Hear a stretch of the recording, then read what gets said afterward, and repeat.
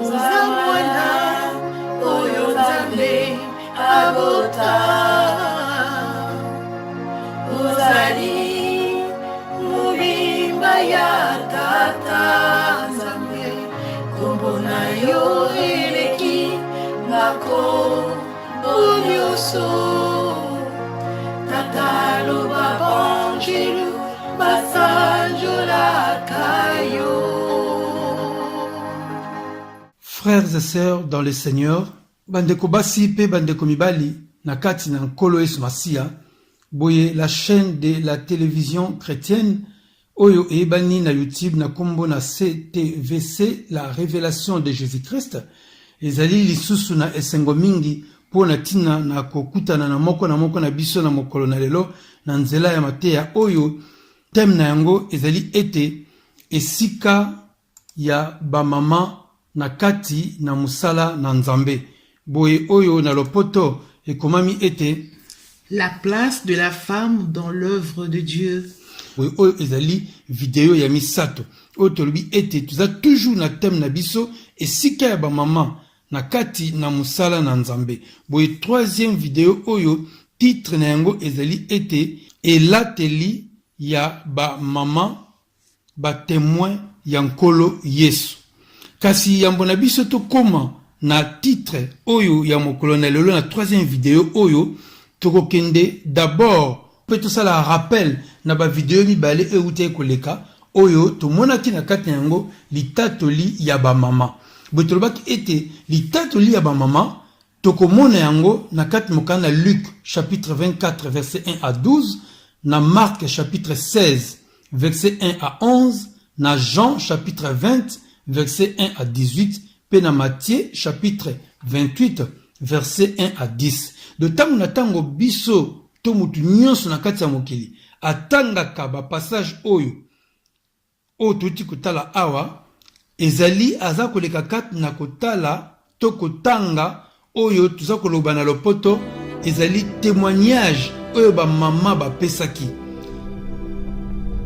Ezali ba mama te mutu bakomaki yango na kati ya Biblia, kasi ba mama ba pesi matatoli oyo pe bantoma bakomi yango kokoma. Ezali bantoma te mutu bamonaki makambo, ezali nde ba mama mutu bamonaki makambo oyo.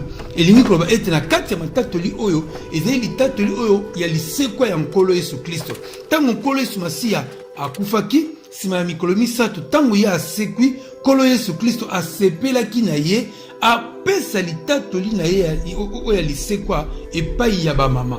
Atako bantoma pe bayaki wana tango bamama baye na tongo bakuti ete libanga balongoli yango.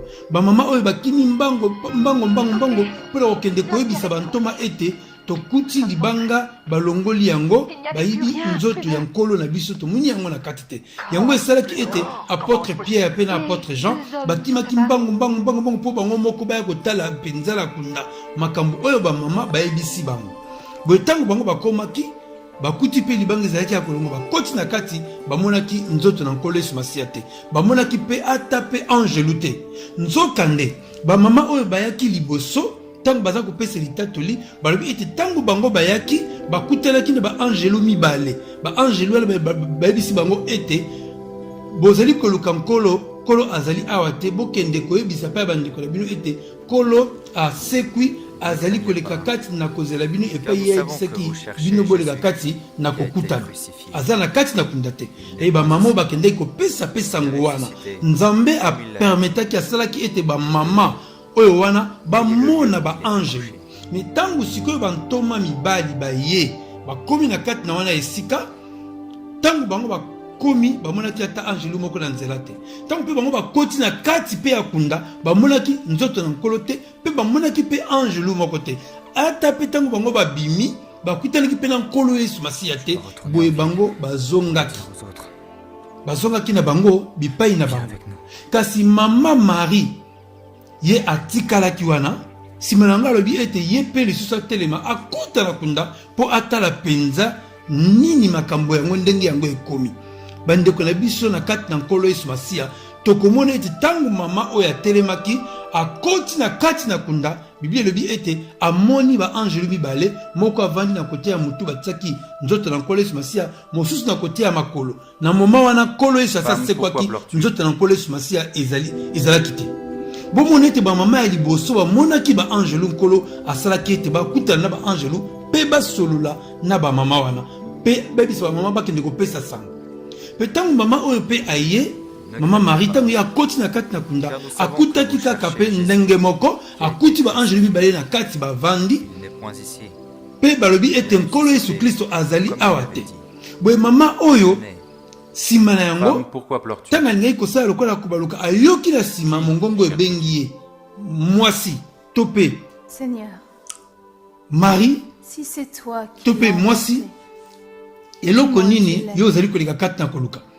Boya lobaki ete nkolo soki yo moto yibi nzoto ya nkolo na ngai bakisanga epai yo tie po etakende yakanisaki ete moto akosolola na ye azalaki nde jardinier to mosali bilanga nzoka nde ezalaki mpenza nkolo Yesu Masiya mpenza nde moto azalaki kosolola na ye boye ntango mama Marie abaluki ntango ye atali amoni ete ezalaki nkolo Yesu Masiya po ete nkolo Yesu Kristo abengaki ye na kombo na ye alobi Marie nde Marie ayoki mongongo ya nkolo Yesu Masiya mpe ye ase rappele ezalaki nkolo Yesu Masiya boye atondisamaki na sai alingaki kosimba nkolo Yesu Kristo Yesu Masiya nkolo Yesu Masiya abeti kosimba ngai te po ete nano nazongi epai na tata na ngai te boye kende koyebisa nkolo Yesu Masiya atindi mama Marie akende koyebisa ba apôtre ete ye azala kati na okunda te kasi ya sekwi kasi azali na komate epai na tata na ye pe tata na biso epai na nzambe na ye pe nzambe na biso bongo nsima na kouta kuna ye akokita mpona kokutana na bato nyonso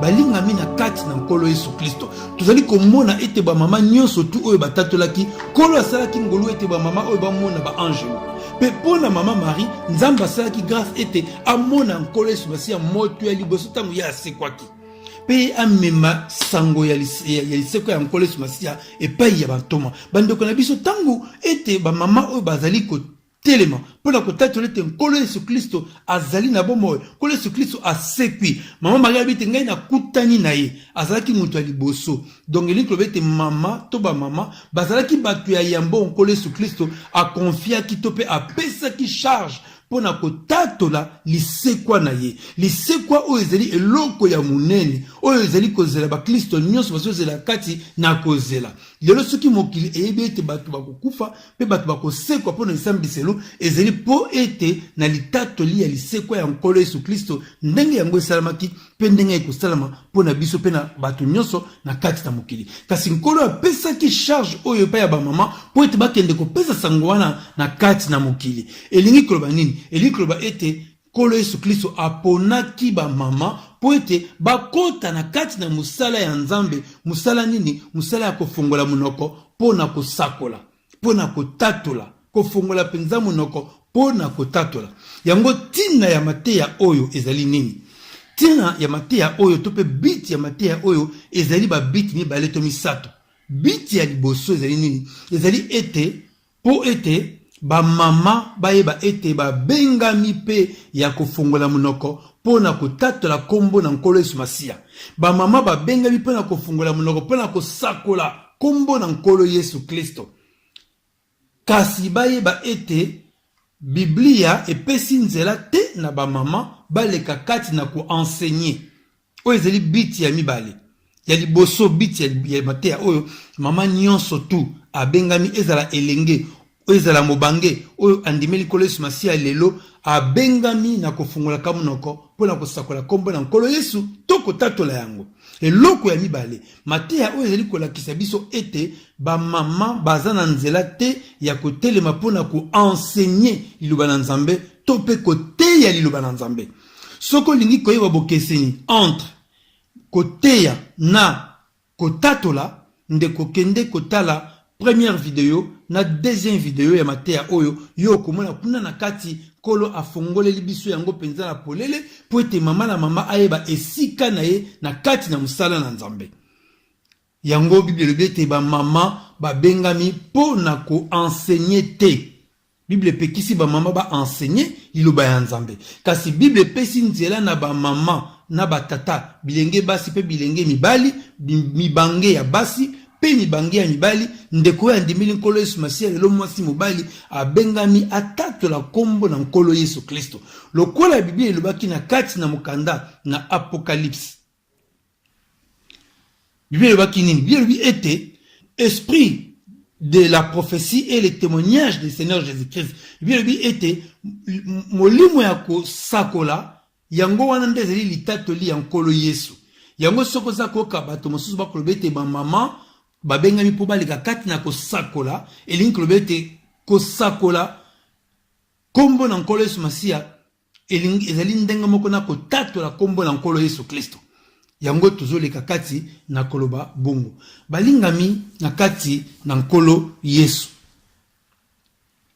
Yango nkolo Yesu Masiya alingaki ete mama moko na moko asosola bit penza oyo ya mateya oyo. Ebongo bit ya misato ezali nini? Satana a profité na verset oyo ezali ko interdire ba mama ba enseigner. Satana a profité na verset oyo ezali ko pekisa ba mama po ete baleka kati na koteya. Satana a profité na yango na nzela ya basali ya lokuta o baza basali ya nzambe ya lokuta po ete bateya na kati ya mokili ete ba mama baza na droit ya kofongola ta monoko te po na koloba kombo ya nkolo Yesu. Donc Satan a profité na verset ça koloba ete ba mama epesemeli bango te baleka kati na koteya to baleka kati na ko enseigner. A profité na yango po aloba carrément mbala moko ete ba mama fo ba vanda nie. Basali mingi kuta lokuta bakei tina koloba ete mama aza na droit même pas à kofongola Bible. Ba mosusu balobi ete mama esika na ye ezali kaka na kati na cuisine. Nzokande nkolo Yesu Kristo asepelaki na ye apesa litatoli na ye oyo lisekwa epai ya bamama. Lisekwa oyo esala ete christianisme ezala bokeseni na babinzambi mosusu oyo apambala lokuta oyo bato oyo babanda yango bakufa kasi basekwa te kaka na kati ya christianisme nde Yesu Kristo akufa pe asekwa zonga na bomo pona kotalisa biso bokeseni to différence ete kibo Kristo ezali penza bonzambe ya solo oyo mosusu wana oyo tikali wana ezali bokibo nzambe ya lokuta. Bandeko na biso na kati na nkolo Yesu Kristo yango nkolo alingaki ete na nzela ya mateya oyo mama moko na moko ayeba ete aza na droit ya kofongola monoko po na kotémoigner kombo ya nkolo Yesu. Mama na mama akoki kotémoigner kombo na nkolo Yesu Masiya ezala na musala ezala na kati église kotémoigner kombo na nkolo Yesu Kristo na nzela na baninga na ba gare de train na ba gare ya métro to pe na barre de bis mama aza na droit ya kofongola monoko po atémoigner kolo na ye bipai nyonso. Ne me touche pas. Kasi enseignement epekisa meli ba mama. Alors yeba ete molimo oyo Satana ataki po ete ekanga ba mama monoko nzela mateya oyo ezali ko buka yango na kombo na nkolo Yesu Kristo.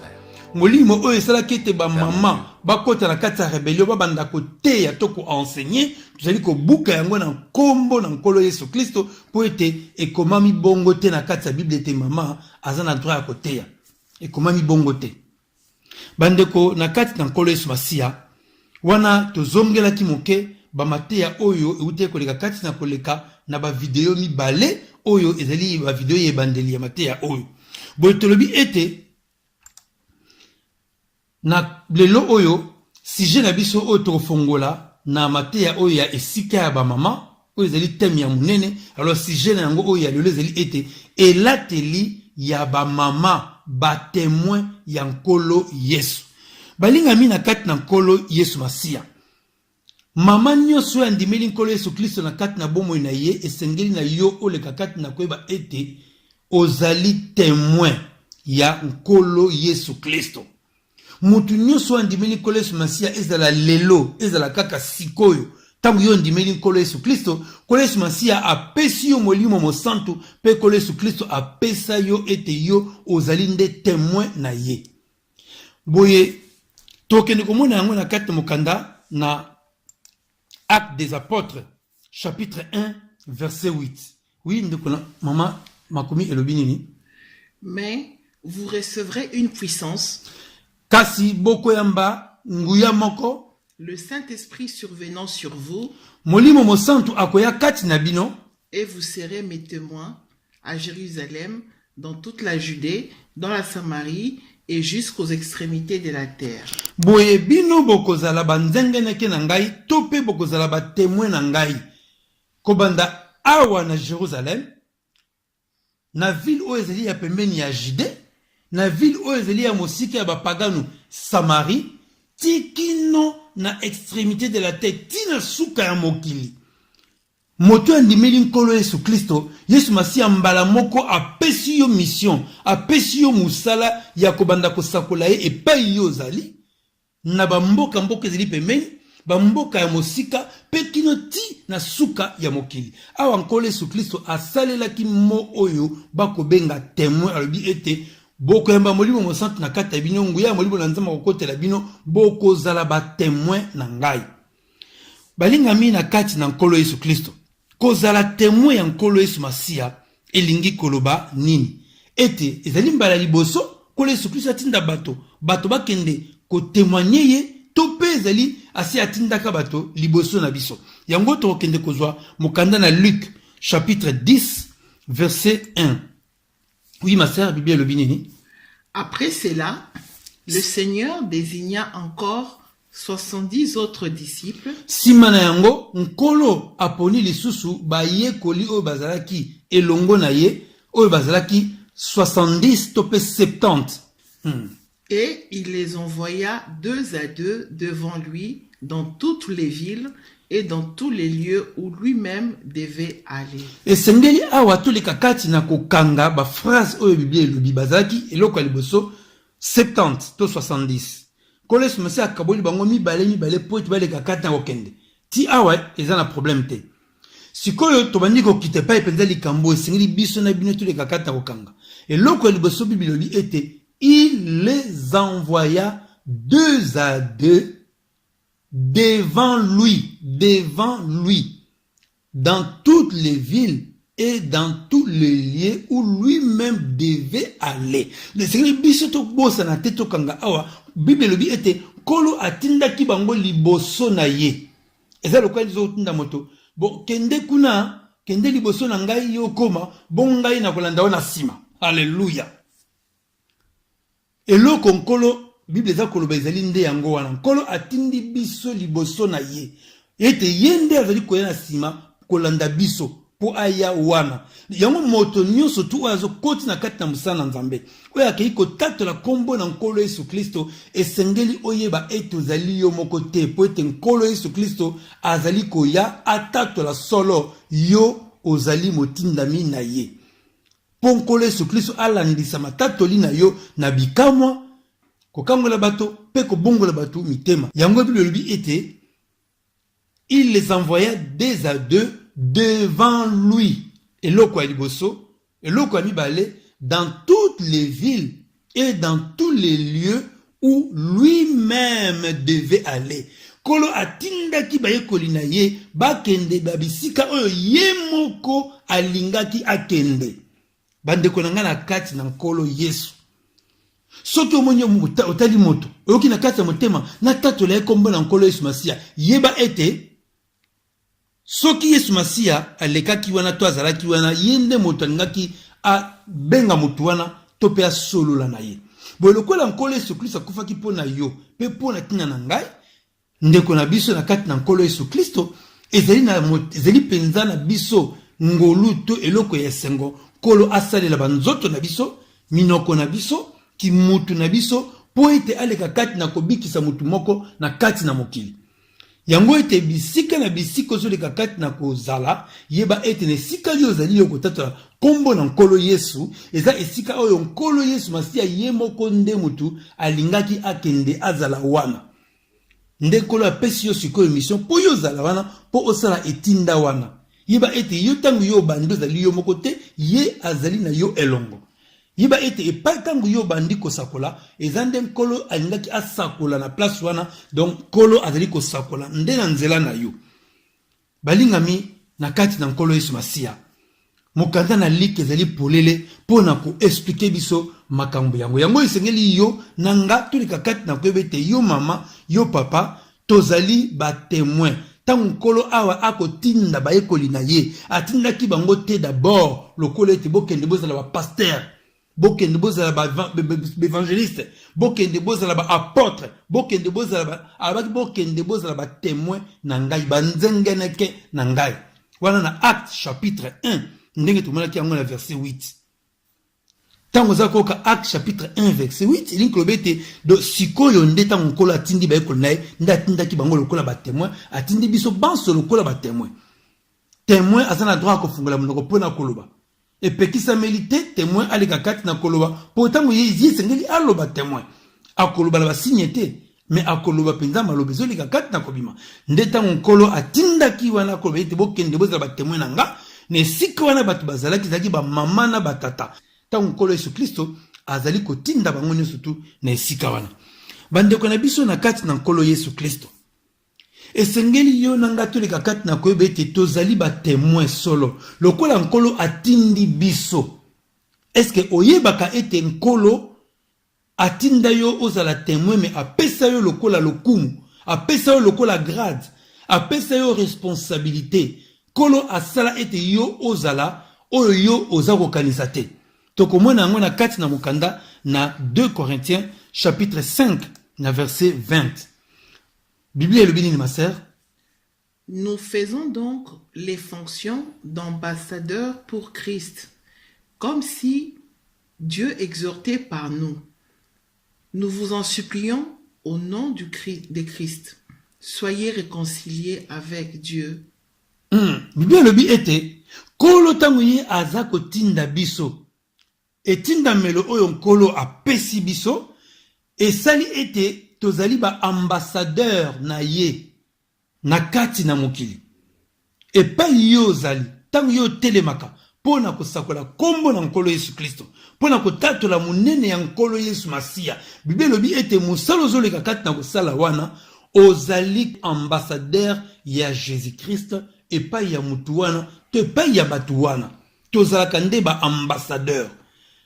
Alors tant mususu yo za ko sosola te tozali ba ambassadeur un ambassadeur azali nan azali ko elingi koloba penza nini Bible elobi ete kolo azali ko salela banzoto na biso nzambe azali ko salela bibebu na biso minoko na biso pona tina na koleka kati na ko exalter bato pona ko bikisa bato ko kangola bato pona ko teya bato kolo azali ko salela banzoto na biso yango wana nde biso tuzali ba ambassadeur tuzali kosala musala ya ba ambassadeur pona nkolo Yesu Kristo ozalaki d'abord témoin mais kolo atelisi awa ete ozali témoin ya bipambala bambala te yo nanga tuzali ba ambassadeur pour Christ. Alors ambassadeur elingi koloba nini? Oui maman, par définition ambassadeur pendeni koloba nini poto sosola?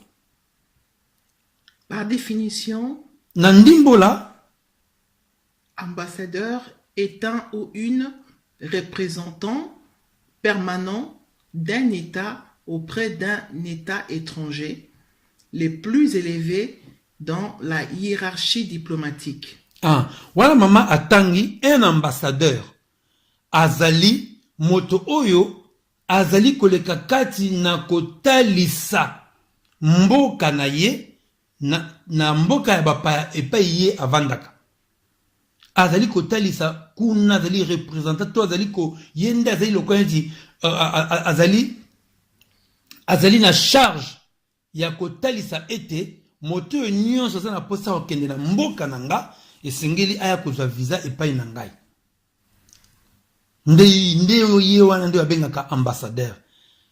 Alors ezali kaka ya mibali te bambassadrice pe bazali yango bati awa est une représentante permanente d'un État auprès d'un autre État étranger. Et l'ingi kloba était po yo mona ambassade esengeli kaka ozala na pays étranger po to fungola yango malamu na kozala lokola neti mboka Congo eza na Afrique. Alors esengeli awa na mboka France ezala na mutu moko oyo azali kotalisa mboka Congo awa na mboka France. Alors, président a koki komi kata ndambo te, pour ete pesa banzoto na ndambo na mokili mobimba. Topé, président a koki kozwa maison présidentielle, ndako ne pa ya vanda kate to ba bureau na ye, akata ndambo, apesa na bamboka no surtout, po bazana mokuna non.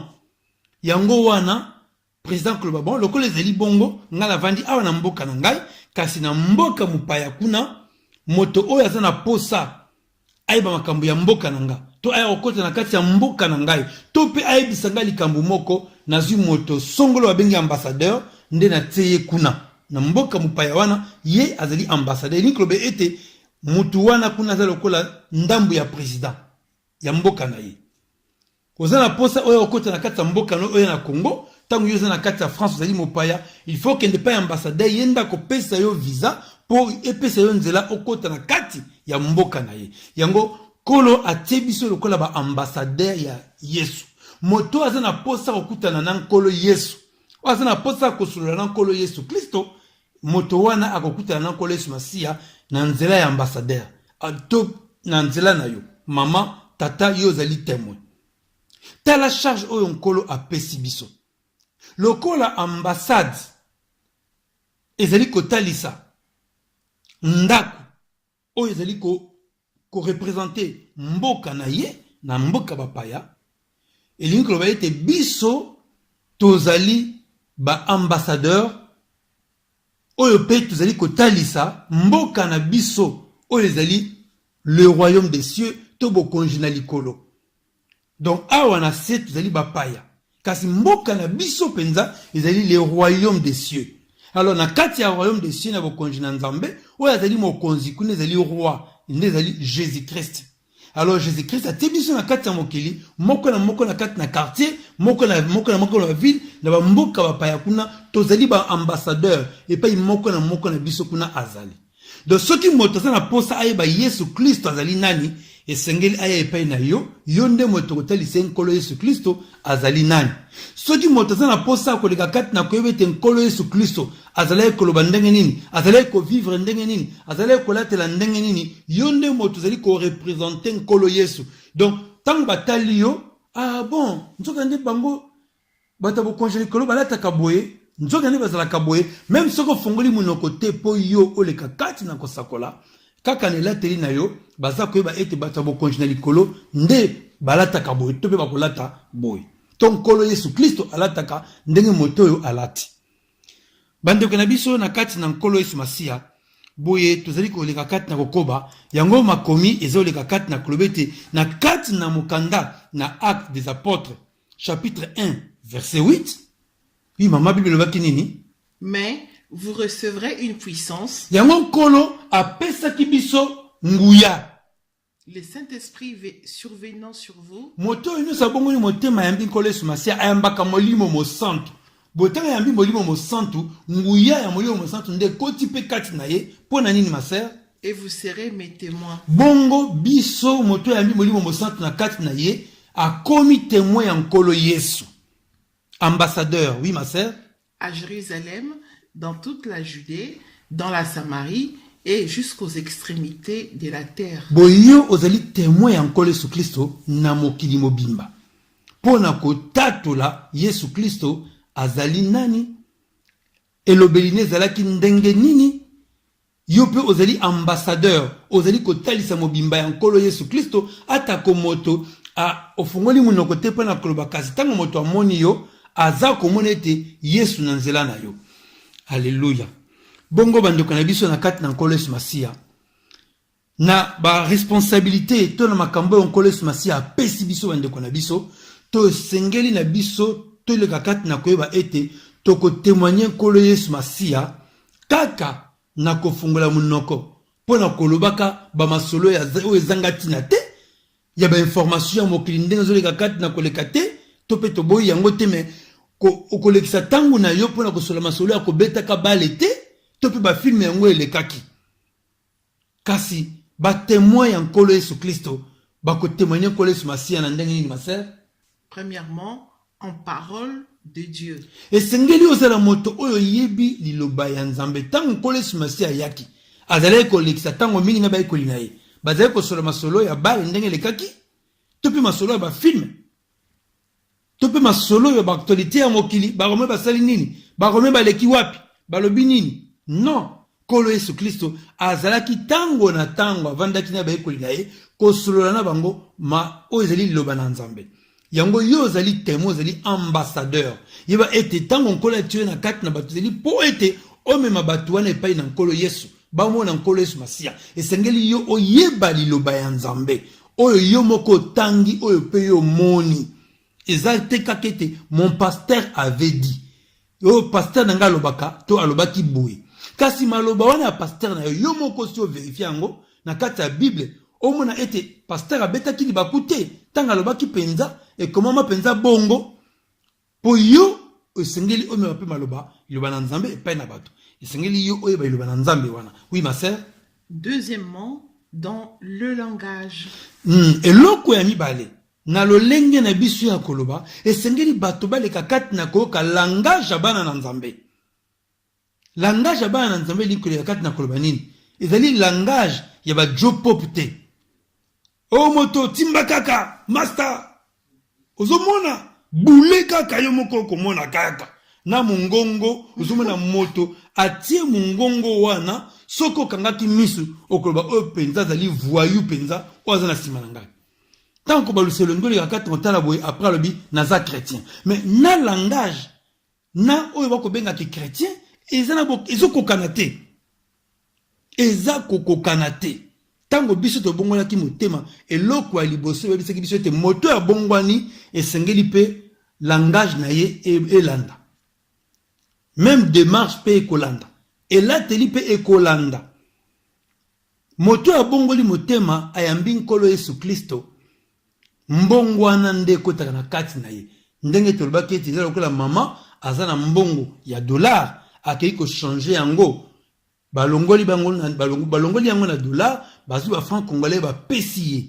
ezali kaka même montant mais na maboko ya kosimba sikoyo ba franc congolais dollar ekepa ya moto ye azwi yango yo mpe ntango yo obongwami esengeli ete bizaleli ya kala elongwa mpenza même langage bato ntango oza koleka kati na koloba moto azoloba ete langage oyo nayoka mpenza bacongolais balobaka mais moto oyo est ce que vraiment akola mpenza na Congo to aza moto ayoki langage eza langage ya peto ya bien oyo ya kimia eza langage te ete nakolobela ye akoyokanga ndenge nakokitisa ye balangage ya mabe ekoki kozala na kati na mwana na Nzambe te. Oui ma sœur oyo ya misato. Troisièmement, dans le comportement. Esengeli bato bamona na ezaleli na yo comportement na yo ezala comportement oyo ezali kotatola nkolo Yesu. Donc ça veut dire ete soki moto atali biso amona façon na biso ya ko vivre eza penza kotalisa ondire nkolo Yesu Masiya ye moko moto azo vivre wana. Oui ma sœur. Quatrièmement, dans la façon de vivre. Na ndenge ya kozala na bato. Kozala na kimia na bato nyonso, kozala na esengo na bato nyonso tu ezali te ete yo bayeba yo mama kanda. Kanda na yo mataka nzete. Po yango ekita. En tout cas, soki kaka ebeti te kokita te. Yo za mama bipanza. Yo zalaka soki yo tomboki bakoma kobenga yo vie lion, Django. Po soki yo koti na ndako bato nyonso bakimi na salon. Wana nyonso ezalaki bizaleli ya kala. Tango yo ndimeli nkolo Yesu Kristo, Yesu Masiya alobaki ete laissez les petits enfants venir à moi. Moto nyonso tu ayoka kimia esengo tango yo ye esengo ya komona yo. Na comportement, na façon de vivre, changement il faut ezala. Kasi biso eloko na biso ya motuya oyo ya minene ya makasi ezali nini? Ezali point oyo ya 5 ezali nini ma sœur? Dans l'habillement. Mama ya likambo na biso eza na kati na habillement, na kati na kolata. Balingami na kati na nkolo Yesu Masiya. Lelo ekoma pasi pona koyeba na elateli ete mutu oyo azali chrétien topé azali chrétien te. Comment passe les lois? Okomona na musicien ya mokili, na danseuse ya mokili, ndenge aza kolata, mama oyo pe aye na kati na église akolata kaka ndenge moko.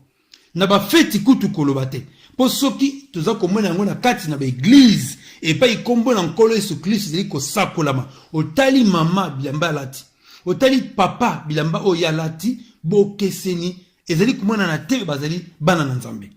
Yango ezali moto ya na biso ya munene oyo tokofongola. Kasi bandeko na biso na kati na nkolo Yesu Masia, tozokende kofongola elateli likambo oyo ya kozala. Vie, façon de vivre ya mwana na Nzambe na nzela ya filme moko ya moke ya 3 minutes. Ezali filme moko ya moke ezali ya apôtre Pierre. Tokomona ngo na kati ya mokanda na Matthieu chapitre 26 na verset 69 ti na verset 75 to na 75. Bandeko na biso na kati na nkolo Yesu Masia,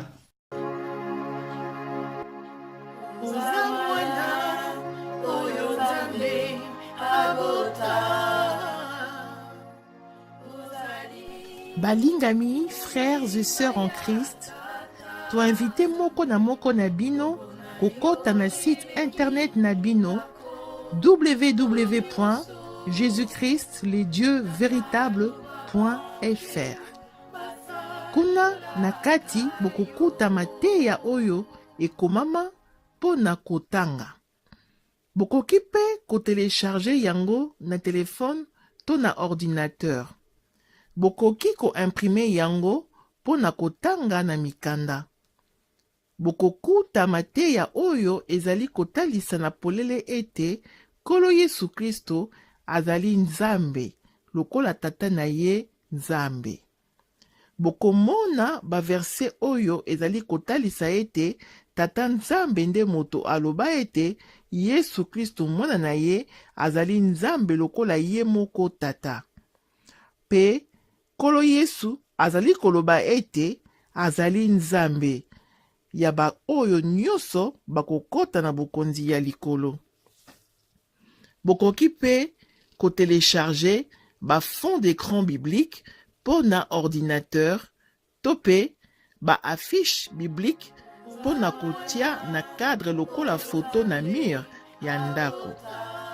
Bandeko, tokota na site web www.jésus-christ-le-dieu-véritable.fr. Merci.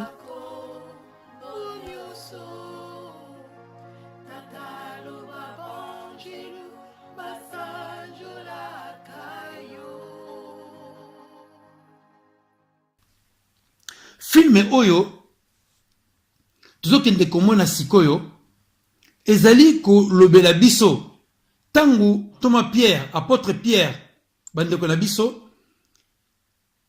mingi tolobaka ete apôtre Pierre awanganaki nkolo Yesu. Mekasi boyebi pona nini boyebi ndenge nini salamaki eloko nini lekaki wana po ete akoma na esika ya kowangana Nkolo Yesu. Kolo ayebisaki ete Petelo na kaka na butu ya lelo oyo soso avant aleka kati na kolela yo kowangana ngai mbala misato. Na koyoka yango boye eze loko ekopesa pasi. Mais tangu Nkolo Yesu Masia atalaki Pierre, aza kolobisa Pierre ete Pierre ekozala pasi po yo oleka kati na kobomba kombo na nga. Po Pierre azalaki koleka kati na komiyeba te. Mais tangu Nkolo Yesu Masia azoleka kati na kotala Pierre, azomona penza ete Pierre azalaki mobimba na ye à peu près. Soki moto atali Pierre, façon ya koloba, façon ya kolata, façon ya ezaleli ya kozala, ezalaki penza kotalisa ye moko Nkolo Yesu. Lokola Nkolo Yesu Masia azali Nzambe, amonaki yango ke Petelo, soki moto atali ye, aza komona penza mobimba na ngai. Alors Petelo ye moko moya mona yango ezalite. Bandeko na biso, tokende kolanda yango, po tolika kati na komona makambo nini yango penza o yango elekaki. Tolanda.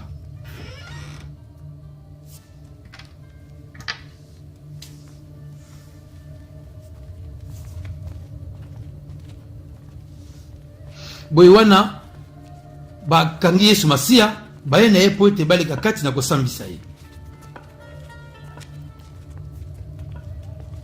Bato nyonso tu bakoti bazali koleka kati na kosambisa nkolo Yesu Masiya. Na libanda bato mosusu batikalaki moye bakota esika wana ezalaki te, bazali kozela na libanda kuna. Boye tango baye na batémoin ya lokuta mpona ntina bakosela nkolo Yesu Masiya makambo, bakosaki na bango mpe basalaki oyo bango balingaki. Awa nyonso tu eza makambo mpenza etali biso te. Likambo na biso ezali nde totala Petelo na libanda makambo nini ekomelaki ye tango wana baza kosambisa nkolo Yesu. Na Matthieu chapitre 26 tokende maintenant kotala yango. Matthieu chapitre 26 verset 66 à 75. Oui ma sœur, Bible le binini. Cependant, Pierre était assis dehors dans la cour. Bongo Petelo avandaki na libanda epai bato nyonso basanganaka. Une servante s'approcha de lui et dit: mwasi moko apusanaki liboso na ye pe alobaki: toi aussi tu étais avec Jésus le Galiléen. Boza komona ete moto ya liboso afundaki Petelo azalaki mama mwana mwasi. Alobi ete yo pe ozalaki elongo na nkolo Yesu Kristo. Eli klobe ete c'est que mama oyo tango mosusu azalaki komona ye elongo na nkolo Yesu. Oui ma sœur. Verset 70. Mais il les nia devant tous. Je ne sais pas de quoi tu parles. Disant, je ne sais pas ce que tu veux dire. Thomas Pierre alobi ete awangani. Nayebi makambo oyo zoleka kati na koloba te yo mama oyo. Oui ma sœur. Verset 71. Comme il s'est dirigé vers la porte, lokola Petelo azali kokende na epai porte ezalaki to na ekuke, une autre servante le vit. Lisusu mwasi mosusu tanga moni ye aye epai na ye. Oui ma sœur. Elle dit à ceux qui se trouvaient là, celui-ci était aussi avec Jésus de Nazareth. Mwasi yango aye koloba kaka ndenge moko lokola mwasi ya liboso to mama oyo ya liboso ete moto oyo pe azalaki elongo na nkolo Yesu Kristo. Awa tala ezali susu mama oyo aye kofunda. Ba mama mibale bayebaki ete baza komona ete baza koloba ete ye pe azalaki elongo na nkolo Yesu. Thomas Pierre awangani lisusu. Oui ma sœur. Verset 72. Il les nia de nouveau avec serment. Na verset 72.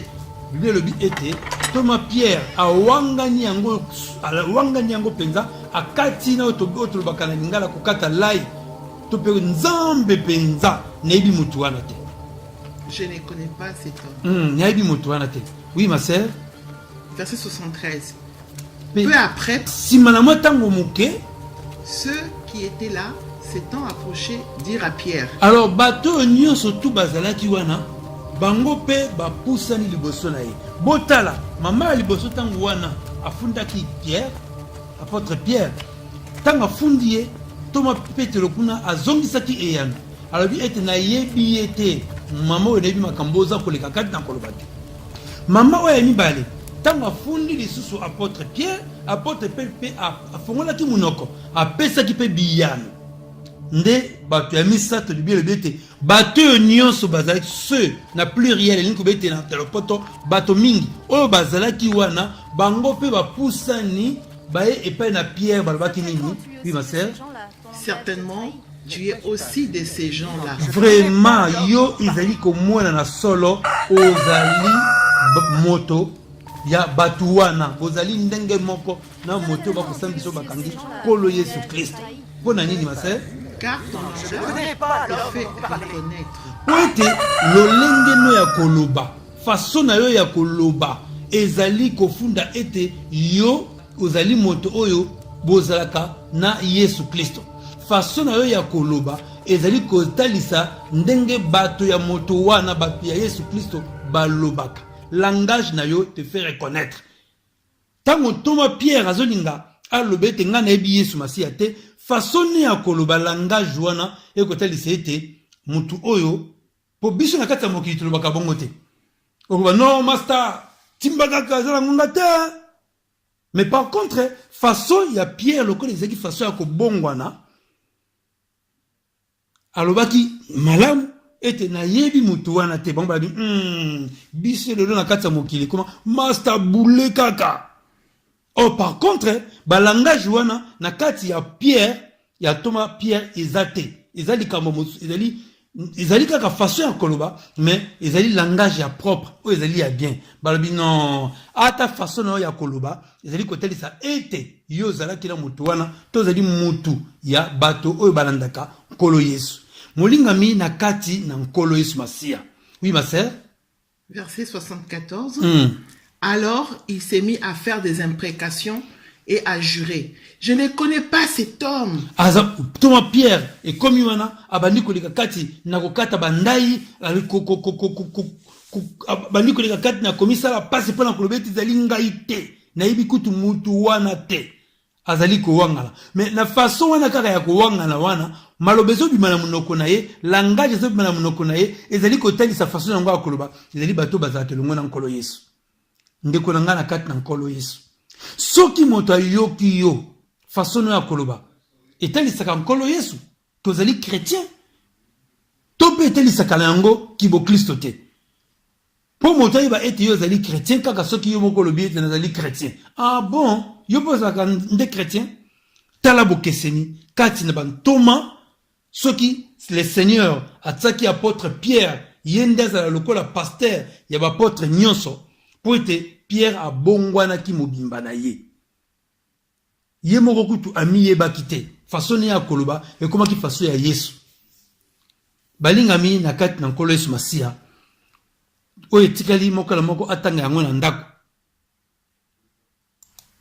Boye na kati na mokana na Galates chapitre 6 verset 17. Oui ma sœur bien le binini. Que personne désormais ne me fasse de la peine, car je porte sur mon corps les marques de Jésus. Yango bande ko na biso na kati na nkolo Yesu Masia apôtre Paul oyo kutu yaki na sima ye petango ya sosola ki ete kolon oyo asali na kati na bomoi na ye ndenge nzambe abongoli ye alobaki ete moto moko aya lisusu kotungisa ngai te po ete na nzoto na ngai naza na bilembo ya nkolo Yesu na memi na nzoto na ngai bilembo ya nkolo Yesu Kristo. Soki moto atali yo bilembo nini ya nkolo Yesu Kristo mutakomona epai na yo ba coiffure mosusu kuti ya bamama ekoba soko tali yango bolimbisanga on dirait suki basanolite ndenge za suki bato maboma teleme panzana boye tout ça yango komona yango epai ya bato epai ya batata pe ndenge moko on dirait penye to pe lisanola elekaka na suki na mutu te elingama nde yango ezali modèle de soki basuki tozali komona na mitu ya bato maboma kala yango ekoma lelo na mitu ya bato nyonso ya mokili balobi nini ezali modèle bilamba kopasuka oyo tozali komona na banzela epai ya bato ya maboma yango tokoma komona yango na banzoto ya bato na bana ya nzambe bakososola te ete kovanda na mokili eza nde liboma balingami na kati na nkolo Yesu Kristo.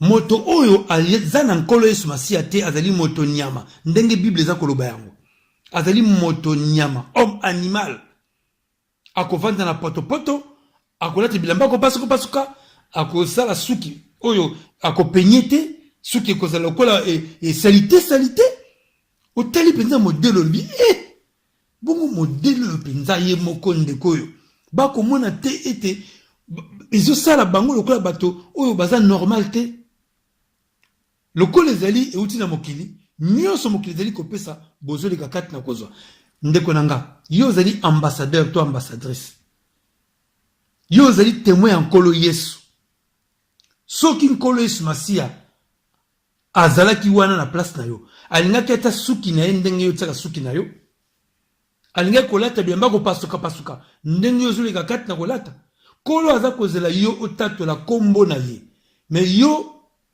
okotatola kombo na nkolo Yesu Kristo na façon ya kolata ya lolenge wana bandeko na biso na kati na nkolo Yesu Masia. Biblia elobi na biso ete elateli na biso ezala ya ndenge ya nkolo Yesu kasi po ete elateli na yo ezala lolenge ya nkolo Yesu esengeli yo olata Yesu Kristo na kati na yo po ete soki moto atali yo amona Yesu atana no fungoli monoko te mais na ezaleli na yo na elateli na yo na démarche na yo moto amona nkolo Yesu. Oui ma sœur, dans le Romains chapitre 13 verset 14 bien luminé. Mais revêtez-vous du Seigneur Jésus-Christ et n'ayez pas soin de la chair pour en satisfaire les convoitises. Yango makomi elobi ete esengeli na biso toleka kati na kolata kolo Yesu. Soki moto atali yo amona susu yo te me amona Yesu na kati na yo. Soki yo lati nkolo Yesu Kristo na nzoto na yo elingi koloba ete okosala suki ndenge nkolo Yesu Kristo ngaki suki ezala suki oya ye. Biblia lobi ete yo lata nkolo Yesu Kristo po ete olanda kokokisa ba posa ya nzoto te. Po ete ba posa ya nzoto ekobanda kosala na kati na yo soki yo lingi okokisa ba posa otia nzoto na ndenge yango elingaka. Tango yo kolata ete tuna motuna pantalon nga za kolata soki Yesu Masiya nde sengaki alata yango alingaki aya to ba ngai kolata yango penza modele ya suki na za kolata lokola zoke na kati na église façon nga kolata oyo soki Yesu nde moto esengela ke na église na place nga akozala na façon ngai nazali bande ko na biso na kati na nkolo Yesu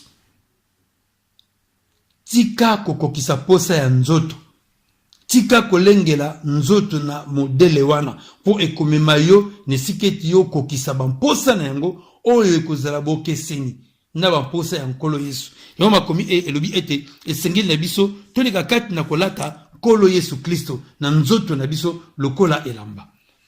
Yango titre ya Matia ezali ete na lopoto ezani ni ma sœur Habillement. Na lingala elingi koloba ete elateli. Yango tolobi ete elateli ya ba mama ba témoin ya nkolo Yesu. Bandeko na biso na kati na nkolo Yesu Kristo elateli ya biso ezala ba mama ezala ba tata biso tozali ba témoin ya nkolo Yesu Kristo ezali une des conditions. Oui ma sœur, tokolo bango ndenge na lopoto. Une des conditions à remplir avant de témoigner ou prophétiser. Et là, na biso ezali une des conditions ni kloba ete na makambo ya nkolo alingi tokokisa po totatola kombo na ye. Et là teli ezali pe na kati lokola moko ya likambo oyo nkolo alingi biso toleka kati na kobongisa. Yango Matia oyo tolobaki ete soki otali deuxième vidéo tolobaki ete Matia oyo titre nango ekozala conditions à remplir avant de témoigner ou de prophétiser. Tope moko na likambo yo nkolo alingi yo nanga témoigner surtout abongisa yambo okende kosakola kombo na nkolo Yesu Kristo. Soki tozui mokanda na 1 Timothée chapitre 2 verset 8 à 10. Oui ma sœur Bible le binini. Je veux donc que les hommes prient en tout lieu en élevant des mains pures, sans colère ni mauvaise pensée. Toma Polo azakoloba awa ete na lingi ete mibali bipai nyonso tu bango bazali na bisika nyonso bazali koleka kati na kobondela basembola maboko oyo ezali peto na likolo maboko oyo ezali na kanda te pe ezali na makanisi mabe te eloko oyo ekointerese biso makasi oyo ezali ni mauvaise pensée likanisi ya mabete kanisa awa mobala telemi asambuli maboko likolo azoleka kati na kosambela kola lobi ete kozala na makanisi ya mabete awa yo telemi osemboli maboko pona kobondela maboko ezala peto kande ezala kati na yo te pe kozala na makanisi mabete papa batasemboli maboko pona tina kobondela nzambe satana nzokande atinda kolata mabe na kati église po ete batata otango bakotala ye aza koloba makambo mosusu satana abandi kolakisi makanisi mosusu ya mabe ebandi kobotisa ba mauvaise pensée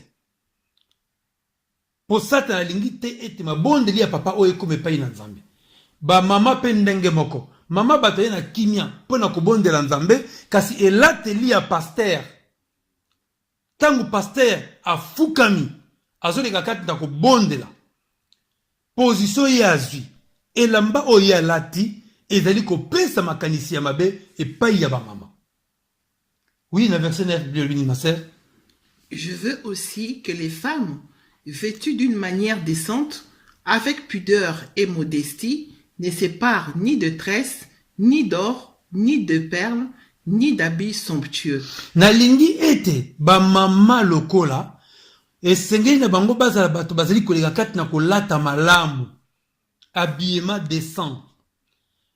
Nalingi ete baleka kati na kolata malamu avec pudeur elingi koloba ete bopeto pudeur elingi koloba ete oyo ezali kobomba bolumbu penza bolumbu ezali koleka kati na kobanda na bisika oyo nyonso esengeli emonana te bisika oyo esengeli kaka na papa pe na mama babalani nde baza na droit ya komona lelo nde bakoma kozwa bisika wana ebandeli ya bolumbu nyonso kobimisa na libanda etina kati ya ba église bo ekopesa makanisi mabe te epai ya bapapa ndenge nini satana asibla likambo wana mpona kopengwisa mabondeli yango moni bato na kati ya bilisi bakobondela kati ya baeglise biyano ezali te bamama mpe ndenge moko elateli ya pudeur ezali te pudeur elingi koloba ete mama oyo alati na ndenge ya kobomba nzoto mpona kopesa nzoto respect mpe kopesa bato mosusu respect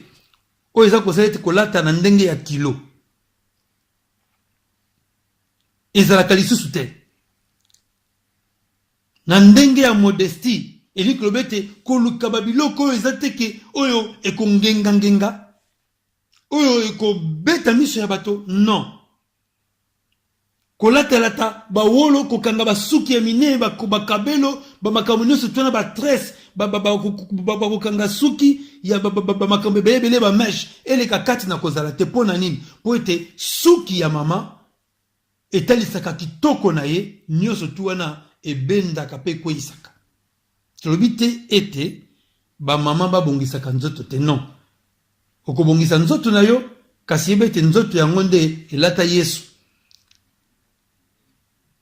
sala nzoto na nkolo Yesu ndenge esengeli koleka kati na kozala po ete Yesu asala mosala na ye ya kobikisaka bato na nzela na yo balingami na kati na nkolo Yesu Masiya kolata bilamba oyo ezali koleka kati na kotalisa banzoto na kati te to pe oyo ezali bashere talo makasi ya koleka obomi nzoto kaka mpona kolata elamba lobi ekonzuluka na yango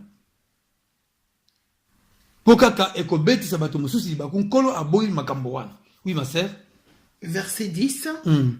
Mais qu'elle sépare de bonnes œuvres comme il convient à des femmes qui font profession de servir Dieu. Yango Bible lobi ete yo mama esengeli oleka kati na koyeba ete obiangami pona kosalela Nzambe.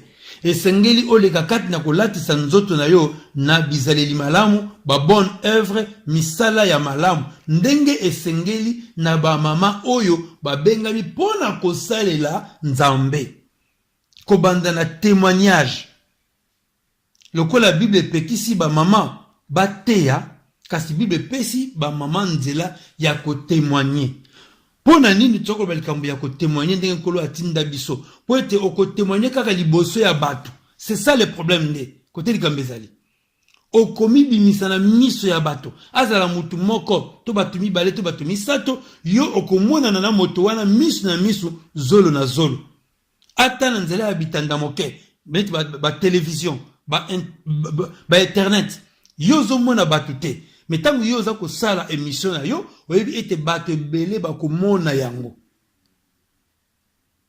yo pe oza komona bato na ndenge ya makanisi ebele alors lokola yo kotémoigner na miso ya bato to liboso ya bato ozali komibimisa liboso ya bato bato bakotala yo penza na elateli na yo na nzoto na yo mobimba alors soki elateli na yo ezali malamu te bato bakokoma kobenda satana kobenda miso ya bato pona kotala ba makambo oyo ekopengwisa bango liboso ya Nzambe bandeko na biso mateya oyo ezana motuya makasi tokosenga na bino botika kosala makambo oyo pona komonana na Nzambe. Tokosenga na bino botika kosala makambo oyo pona komonana na Nzambe. Tokosenga na bino botika kosala makambo oyo pona komonana na Nzambe. Tokosenga na bino botika kosala makambo oyo pona komonana na Nzambe.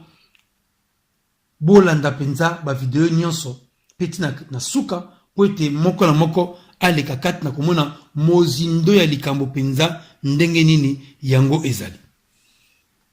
Boye awa tokomi na suka ya video oyo ya misato.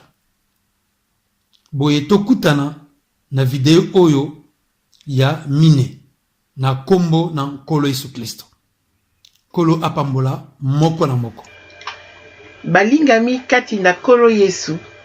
Soki bolingi bomona bamateya na biso na kati ya YouTube, esengeli kobeta awa na moteur de recherche CTVC, la révélation de Jésus-Christ. Boye bokomona ba chaîne oyo mibale ekobima na esika ya liboso penza. Bongo bokoki kopona chaîne oyo CTVC, la révélation de Jésus-Christ ya lingala to pe ya français elongo na bamateya na yango penza. Bokoki pe kosabone pona kobanda kozwa basignal soki totie mateya ya sika. Bokoki pe koklike awa na elembo oyo ya mosapi ya loboko pona koloba ete na sepeli. Boye YouTube akotindela pe bandeko oyo nanu bamoni mateya oyo te pona ete bamona pe balanda yango. Ezali façon pona bino pe ya kopanza sango malamu ya Nkolo Yesu. Balingami na kati na Nkolo Yesu. Tozali kosala musala na Nzambe po na mbongo te, kasi ya ofele. Lolenge oyo Nkolo na biso Yesu Kristo a lobaki na biso ete na mokanda na Matthieu chapitre 10 verset 8, na pesi bino ya ofele, bino pe boleka kati na kopesa ya ofele. Boye chaîne oyo ya télévision chrétienne oyo eyebani na YouTube na kombo ya CTVC, la révélation de Jésus-Christ, elobi na bino ete Nkolo Yesu alingi bino mingi. Boye bandeko na ngai, tokutana na ba video oyo mosusu. Nkolo apambola moko na moko. À bientôt.